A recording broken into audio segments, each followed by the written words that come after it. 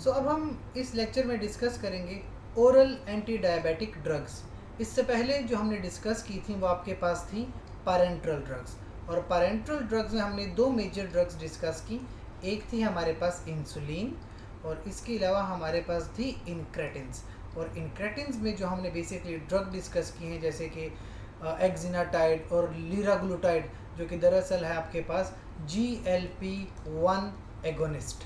तो ये दो ड्रग्स हम डिस्कस कर चुके हैं, और अब हम बात करेंगे ओरल एंटी डायबिटिक ड्रग्स की। सबसे पहले हम स्टार्ट लेंगे इनक्रेटिन्स, क्योंकि हमने जैसे इनक्रेटिन्स पे ही बात ख़त्म की। तो आपके पास इनक्रेटिन्स जो थे वो दो तरह के थे।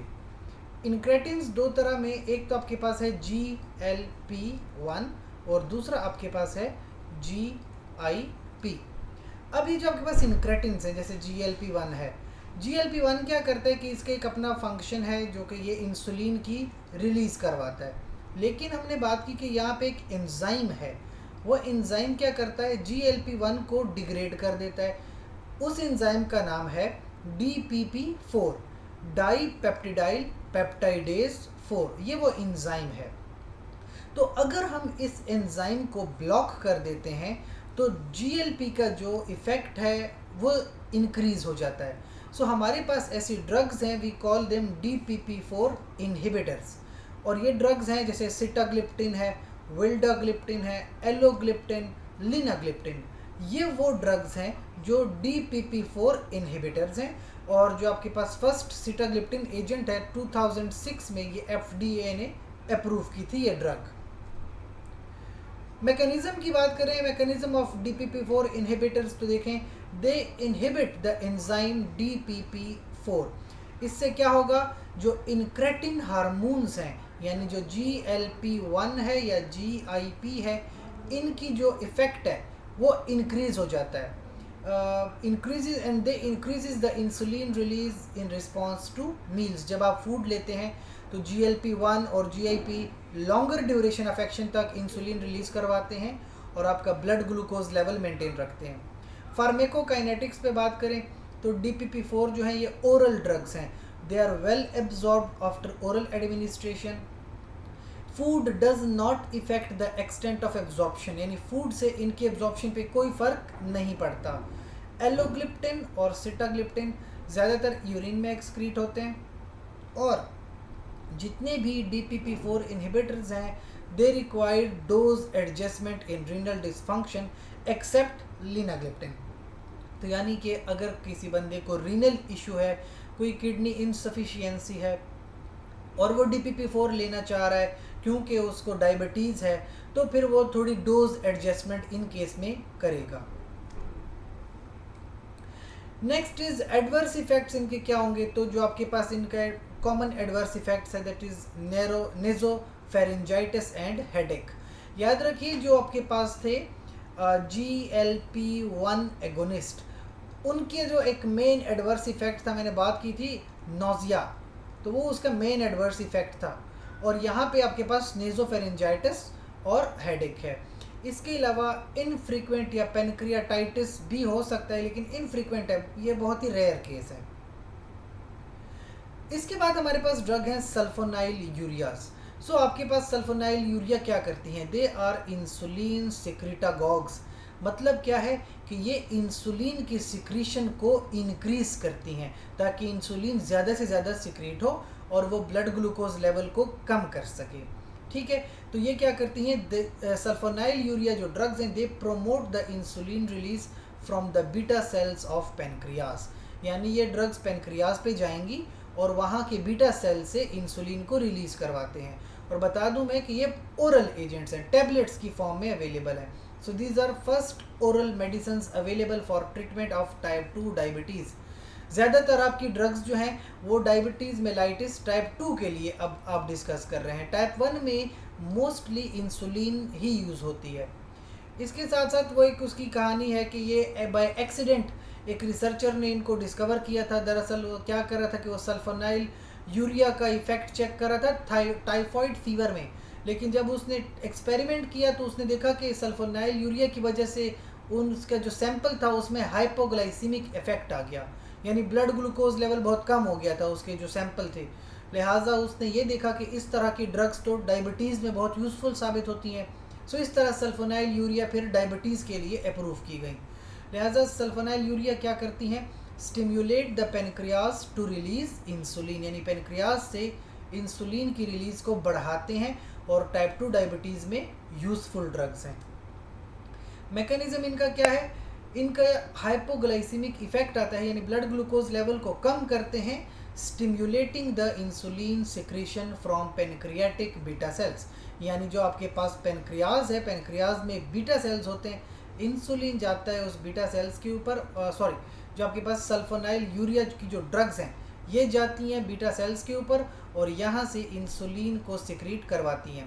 मैं आपको ड्रग्स के नाम बताता हूँ। एक तो आपके पास ड्रग है टॉल ब्यूटामाइड, ये एक सल्फोनाइल यूरिया बहुत ही यूज़फुल ड्रग है क्लिनिकली। इसके अलावा है ग्लिपिजाइड, ये भी सल्फोनाइल यूरिया है, और एक ड्रग है ग्लिमपिराइड, GLIM पिराइड। ये वो ड्रग्स हैं जो सल्फोनाइल यूरियाज हैं। इसके अलावा और भी हैं और ये इंसुलिन की सिक्रीशन को बढ़ाती हैं।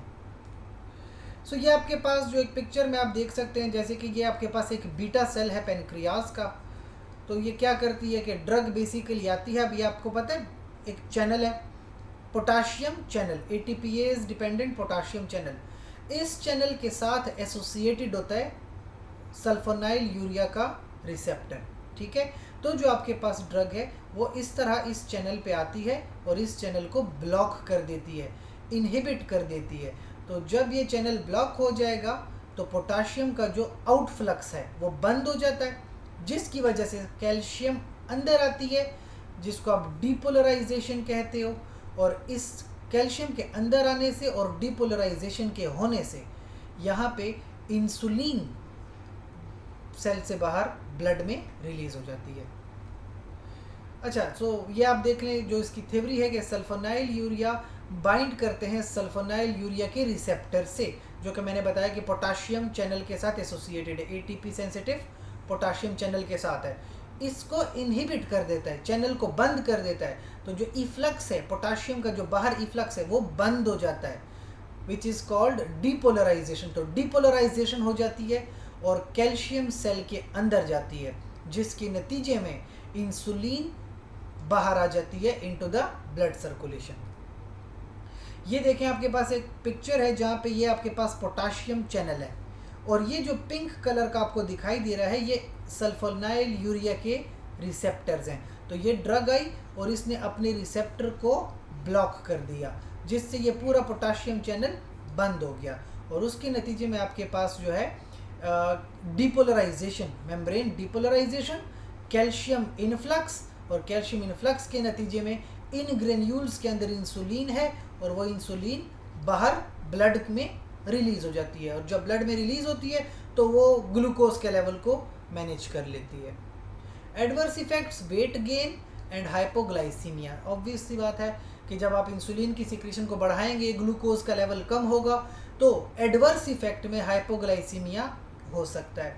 इसके साथ साथ जो लोग पेशेंट्स हैं लिवर के या किडनी के, यानी उनका लिवर सही काम नहीं कर रहा या रीनल इनसफिशियंसी है, तो वो क्या करते हैं, वो अगर सल्फोनाइल यूरिया यूज़ कर रहे हैं तो यूज़ विद कॉशन, यानी एहतियात के साथ इस्तेमाल करें। इसके अलावा और ड्रग्स हैं meglitinides and glinides, they are also the same drugs, they are also insulin सेक्रेटागॉग्स।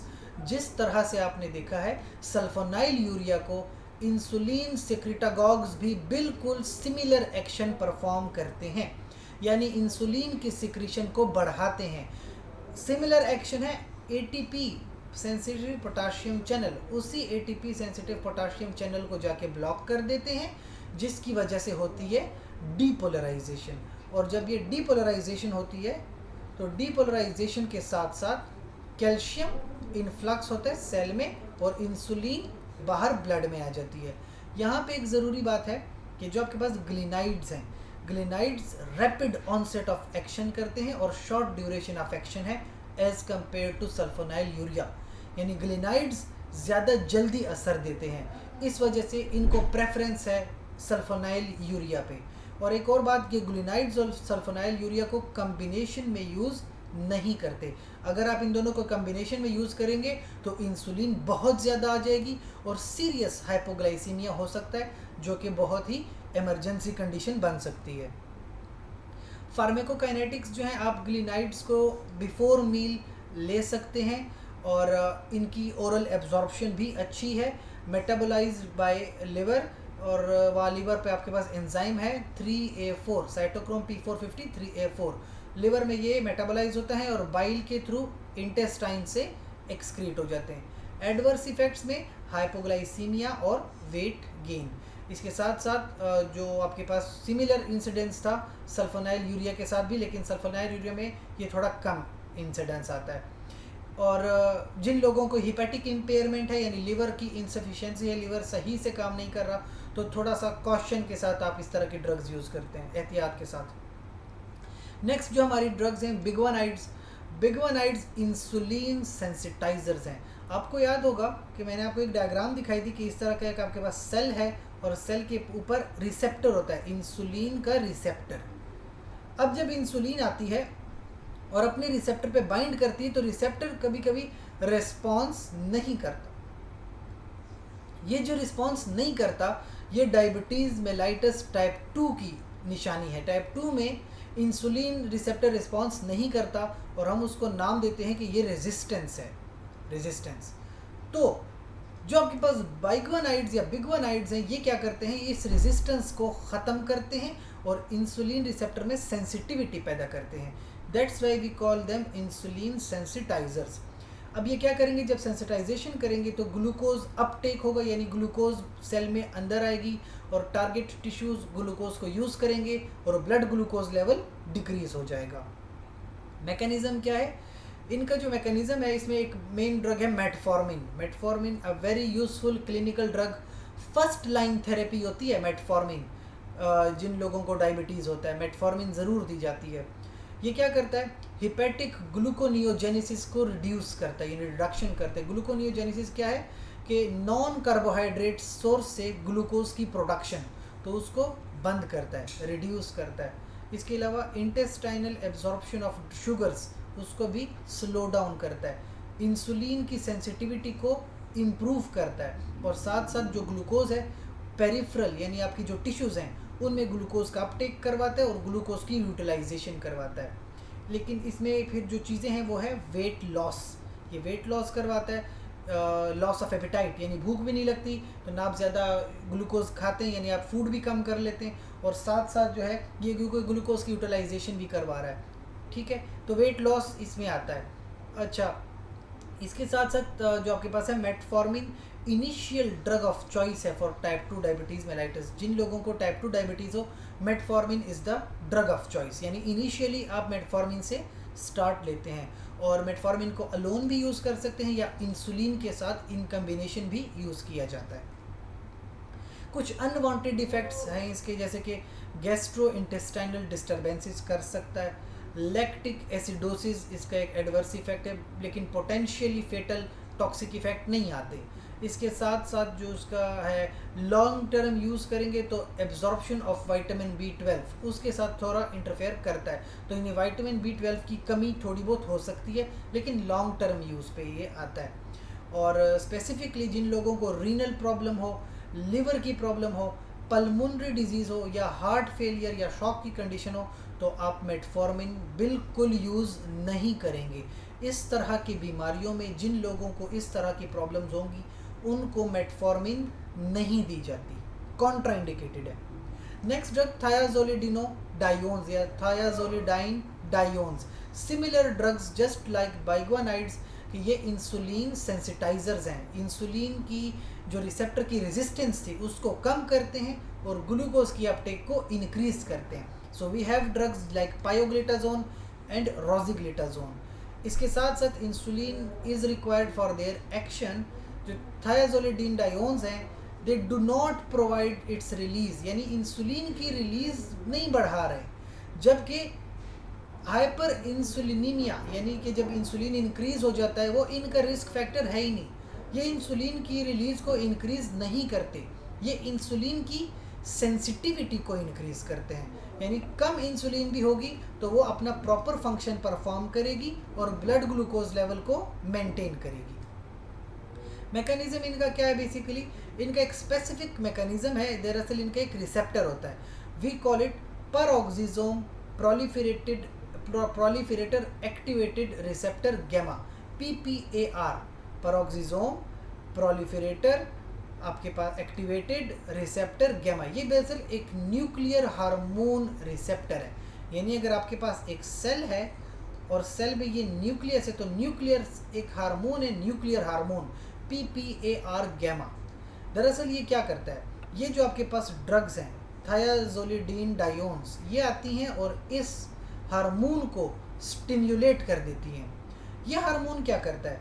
ये हार्मोन दरअसल क्या करते हैं, ट्रांसक्रिप्शन करवाता है मुख्तलिफ तरह के जीन्स की, यानी जो यहाँ न्यूक्लियस के अंदर जीन्स मौजूद हैं उनकी ट्रांसक्रिप्शन करवाता है और उनसे प्रोटीन्स बनाता है।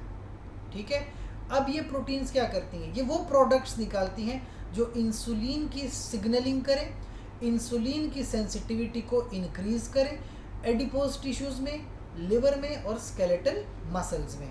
यानी ये प्रोटीन्स जो हैं ये इंसुलिन की सेंसिटिविटी को बढ़ाती हैं, specifically skeletal muscles, adipose tissues और लिवर। और ये जो एंजाइम है ये आपको पूरी बॉडी में मिलता है। कुछ अनवांटेड इफेक्ट्स जैसे weight gain, fluid retention, headache, fatigue और GIT डिस्टर्बेंसेस, इस तरह के कुछ एडवर्स इफेक्ट्स एसोसिएटेड होते हैं। इसके अलावा आपके पास है अल्फा ग्लूकोसाइडेज इनहिबिटर्स। जैसे मैंने शुरुआत में बात की थी कि जो आपके पास GIT है, तो अगर अब ये स्टमक है और ये इंटेस्टाइन है, तो इंटेस्टाइन की जो ये सरफेस होती है ये इस तरह से ब्रश बॉर्डर होती है, इस तरह की ब्रश बॉर्डर। इस ब्रश बॉर्डर में यहाँ पे छोटा सा एक इंजाइम होता है, उस इंजाइम को हम नाम देते हैं अल्फा ग्लूकोसाइडेज। और ये क्या करता है, जब आप फूड ले रहे हो तो आपकी फूड में तो कॉम्प्लेक्स किस्म के कार्बोहाइड्रेट्स हैं, ये छोटा सा इंजाइम क्या करता है, ये इंजाइम इंटेस्टाइन के अंदर इन कार्बोहाइड्रेट्स को तोड़ के ग्लूकोज बना देता है और ये ग्लूकोज फिर एब्जॉर्ब हो जाता है। तो आपके पास ऐसी ड्रग्स हैं जो इस एंजाइम को ब्लॉक करती हैं, यानी इनहिबिट कर देती हैं।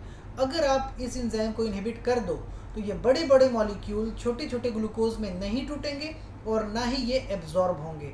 तो यानी कि आप जब खाना खाएंगे तो आपका जो ब्लड ग्लूकोज लेवल है वो मेंटेन रहेगा और ब्लड ग्लूकोज लेवल इंक्रीज नहीं करेगा। इसकी जो ड्रग्स हैं एकार्बोज है और मिग्लिटॉल है, and they reversibly inhibit alpha glucosidase enzyme, यानी थोड़ी देर के लिए ब्लॉक कर देते हैं और बाद में रिवर्स हो जाते हैं। सो जब भी आप कभी खाना खाएं तो at the start of your meal, खाना खाने से स्टार्ट करने से पहले आप ये ड्रग्स ले सकते हैं। उसकी वजह से फिर आपके पास जो कार्बोहाइड्रेट्स है उसकी डाइजेशन डिले हो जाती है। अनवांटेड इफेक्ट्स जैसे कि फ्लैटुलेंस है, डायरिया वगैरह हो सकता है, एब्डोमिनल पेन और ब्लॉटिंग। अच्छा, लास्ट में आपके पास एक ड्रग है सोडियम ग्लूकोज को ट्रांसपोर्टर 2 इनहिबिटर्स। देखिए, जब आपके पास ब्लड में ग्लूकोज मौजूद है, अब जब ये ब्लड पास करता है किडनी से, ठीक है, जब ब्लड किडनी से पास करता है तो आपको पता है किडनी में हमारे पास होते हैं नेफ्रॉन्स, और नेफ्रॉन्स क्या करते हैं, नेफ्रॉन्स आपके पास यूरिन प्रोडक्शन करते हैं। तो अक्सर आपके पास जब यूरिन बनता है तो इस ब्लड में ग्लूकोज है और मुख्तलिफ तरह के सॉल्ट्स जैसे सोडियम है और नाइट्रोजिनस वेस्ट्स हैं, ये सारे के सारे नेफ्रॉन के थ्रू आपके पास फिल्टर हो जाते हैं। अब जब फ़र्ज़ कीजिए कि आपके पास नेफ्रॉन है, नेफ्रॉन में ये जो फर्स्ट पार्ट है, इस फर्स्ट पार्ट को हम कहते हैं प्रॉक्सिमल कन्वोल्यूटेड ट्यूब्यूल। इस फर्स्ट पार्ट में एक छोटा सा यहाँ पे ट्रांसपोर्टर होता है, हम उसको कहते हैं सोडियम ग्लूकोज को ट्रांसपोर्टर। वो क्या करता है, इस नेफ्रॉन में जब आपके पास यूरिन बन रहा है तो उसमें ग्लूकोज भी आ गई और सोडियम भी आ गई। ये ट्रांसपोर्टर वापस ग्लूकोज और सोडियम को वापस क्या करता है, ब्लड में भेज देता है। अब ये ट्रांसपोर्टर अगर आप बंद करवा दें तो आप ये ग्लूकोज की रीएब्जॉर्प्शन को भी बंद करवा सकते हैं। लिहाजा सोडियम ग्लूकोज को ट्रांसपोर्टर 2 इनहिबिटर्स यानी SGLT2 इनहिबिटर्स वो ड्रग्स हैं जो ग्लूकोज की रीएब्जॉर्प्शन को बंद करवा देते हैं। जैसे कैनेग्लिफ्लॉजिन और डेपेग्लिफ्लॉजिन। ये वो ड्रग्स हैं जो ये काम करती हैं, यानी सोडियम ग्लूकोज को ट्रांसपोर्टर 2 को ब्लॉक करती हैं। Mechanism, they inhibit SGLT2 transporter. जो आपके पास ड्रग्स हैं कैनाग्लिफ्लॉजिन और dapagliflozin, they decrease the reabsorption of glucose, increase glucose excretion, यानी ग्लूकोज सारी की सारी यूरिन में एक्सक्रीट हो जाती है और ब्लड से ग्लूकोज का लेवल कम हो जाता है। सो ये आपके पास नेफ्रॉन है और ये आप देख सकते हैं कि यहाँ पे SGLT2 ट्रांसपोर्टर है, तो हमने इसको ब्लॉक करना है ताकि यहाँ से ग्लूकोज वापस ब्लड में ना जाए। यहाँ पे आप देख सकते हैं कि ये आपके पास नेफ्रॉन का उन्होंने स्ट्रक्चर दिखाया है कि ये आपके पास यहाँ पे ट्रांसपोर्टर्स हैं in the proximal convoluted tubule, और ये SGLT2 है। तो अब आप देखें, जो यहाँ से आपके पास सोडियम और ग्लूकोज दोनों आ रहे हैं सेल में, और फिर ग्लूकोज जो है आपके पास आ रहा है ब्लड स्ट्रीम में, लिहाजा यहीं पे हम इस ट्रांसपोर्टर को ब्लॉक कर दें ताकि ना ग्लूकोज सेल में आए और ना ही फिर वो ब्लड में जाए।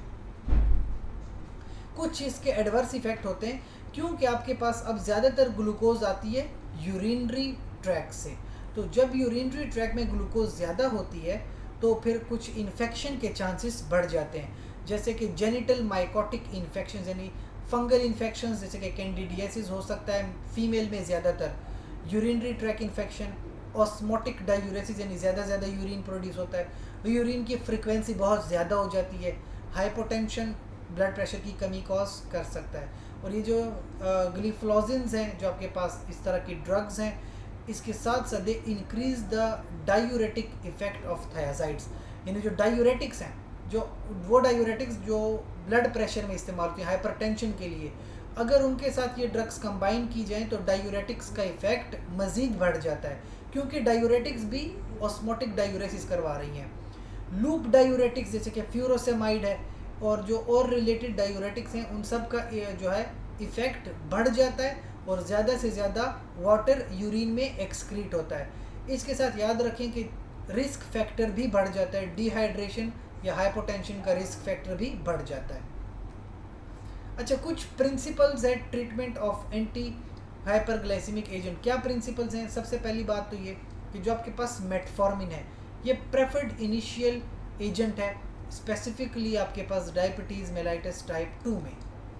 उसके बाद अगर तो मेटफॉर्मिन कॉन्ट्राइंडिकेटेड है, जैसे आपने देखा कि जिन लोगों को रीनल इम्पेयरमेंट हो, हिपैटिक इम्पेयरमेंट हो, ऐसे लोगों में फिर मेटफॉर्मिन कॉन्ट्राइंडिकेटेड होती है, तो फिर आप क्या करेंगे, किसी और ड्रग को सिलेक्ट करेंगे, मेटफॉर्मिन को नहीं रखेंगे। इसके अलावा अगर आपके पास मोनोथेरेपी फेल होती है, यानी एक ड्रग से इफ़ेक्ट नहीं आता, तो फिर आप कम्बिनेशन थेरेपी यूज़ करते हैं एज अ सेकेंड एजेंट, तो आप यूज़ कर सकते हैं। और जब दो एजेंट्स यूज़ कर रहे हैं तो याद रखिए दोनों का मैकेनिज़्म अलग अलग होना चाहिए। इसके अलावा जब आप डुअल कम्बिनेशन यानी दो ड्रग्स एक साथ दे रहे हैं, तो फिर आप ये चेक करते हैं एज इनिशियल मैनेजमेंट स्ट्रेटजी, आप वो एक स्पेसिफिक स्ट्रेटजी देखते हैं कि जो पेशेंट के लिए बेहतर हो। इसके अलावा जो मैक्सिमम डोज होती है, maximal doses of a single oral agent में भी प्रेस्क्राइब, यानी आप एक ओरल एजेंट की मैक्सिमम डोज आप प्रेस्क्राइब कर सकते हैं। और early initiation of combination therapy is suitable after considering the glucose lowering efficacy and side effects of the drug, यानी जब आप कोई ड्रग दें पहले आप देखें कि पेशेंट के लिए वो एफिकेशियस है, कोई उसका पेशेंट के लिए साइड इफ़ेक्ट तो नहीं आ रहा, तो पहले आप कम्बिनेशन को सूटेबल बनाएं कि जो कम्बिनेशन पेशेंट के लिए बेहतर होगी, उसके बाद आप पेशेंट को वो ड्रग दें। फिर कहते हैं कि when selecting anti hyperglycaemic agent, जब आप एक एजेंट सिलेक्ट कर रहे हैं कम्बिनेशन थेरेपी के लिए, तो ये देखना है कि glucose lowering efficacy, risk of hypoglycaemia, body weight gain, cardiovascular benefits associated with the drugs are considered, यानी ड्रग देने से पहले ये सारे इफ़ेक्ट्स आपने कंसिडर करने हैं पेशेंट को देखते हुए। क्योंकि देखिए जो बंदा डायबिटिक होता है ना, जिसको डायबिटीज़ मेलाइटिस हो, उसको अक्सर कार्डियोवास्कुलर इफ़ेक्ट्स भी होते हैं, यानी वो इस हाइपरटेंसिव भी अक्सर होता है साथ साथ। इसके अलावा उसको और भी कई सारे प्रॉब्लम्स एसोसिएटेड होते हैं, तो आपने कंफर्म करना है कि आपकी ड्रग पेशेंट के लिए सूटेबल है या नहीं है। इसके अलावा जब डिफरेंट मैकेनिज्म ऑफ एक्शंस आते हैं, ड्रग इंटरेक्शंस आप चेक करेंगे और पेशेंट प्रेफरेंसेस यानी पेशेंट की प्रेफरेंस में कौन सी कम्बिनेशन बेहतर होगी। तो आप ये सब कुछ कंसिडर करते हैं तभी अपने पेशेंट को कोई ड्रग देते हैं। और लिपिनकॉट इलस्ट्रेटेड रिव्यूज़ जो है यानी लिपिनकॉट फार्माकोलॉजी रेफरेंस है इसका। तो अगर आपको एक और नॉलेज लेना है तो आप फार्माकोलॉजी लिपिनकॉट बुक्स इस्तेमाल कर सकते हैं। सो ये आपके पास जो यूनिट था यूनिट वन में जैसे आपने बात की diabetes and anti diabetic drugs, तो वो हमने डिस्कस कर ली है। नेक्स्ट जो आपके पास है इस यूनिट में वो आपके पास है थायराइड एंड एंटी थायराइड, और इसके साथ साथ फिर आपके पास है हाइपोथैलेमस एंड पिट्यूटरी। तो एक तो हमने यहाँ पे डिस्कशन कर ली, इसके अलावा फिर हम थायराइड डिस्कस करेंगे नेक्स्ट लेक्चर्स में और हाइपोथैलेमस एंड पिट्यूटरी हार्मोन्स को डिस्कस करेंगे। That's all.